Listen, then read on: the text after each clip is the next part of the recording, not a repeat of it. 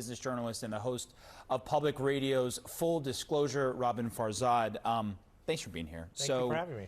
All right, this is big for crypto, but I think the average person knows about Bitcoin.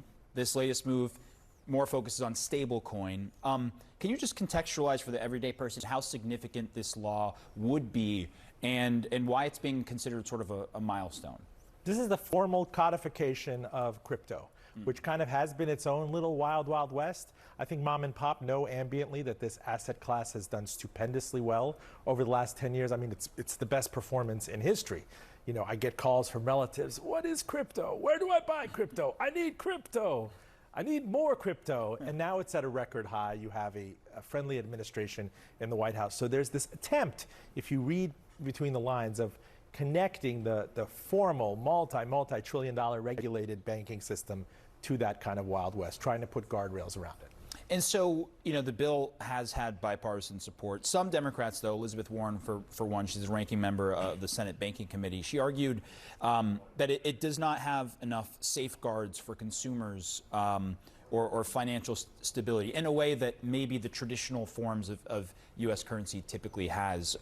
What should people know before potentially investing in stable coins or something like this, maybe in this new phase that might be different from what we've seen to this point? This is still volatile, brave new world kind of stuff. Even a stable coin, which is pegged to like a 1-to-1 to the dollar theoretically, sure. It's not to preclude some sort of financial crisis situation where you had an FDIC assurance for several accounts on banks, but Warren will remember herself in 2007, 2008. There were runs on the bank.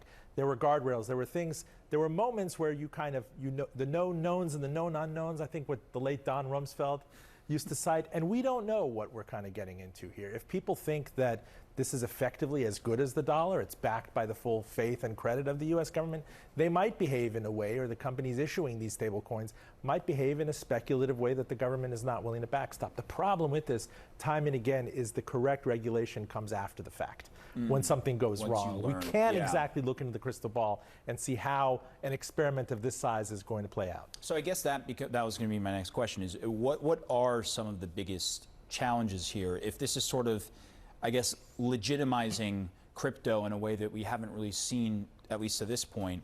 How do you regulate? How do you monitor? How do you try to, I guess, cut down on some of the volatility that we've seen in the crypto market to this point? There's going to be some whack-a-mole going on because the banks, who many of them have opposed this, said, we don't want these stablecoin issuers out there offering yield or inducements or enticements to make it look like an FDIC-protected, safe bank account. You're not allowed to offer yield on these products, but some offer other things like, you know, in-kind yield or perks, like with credit card companies. So they're going to be doing that because this is going to be a race to grab that kind of market share. The banks out there are saying, meanwhile, this is not fair to us. We have all of these restrictions, state restrictions, FDIC restrictions, capital controls on our balance sheet.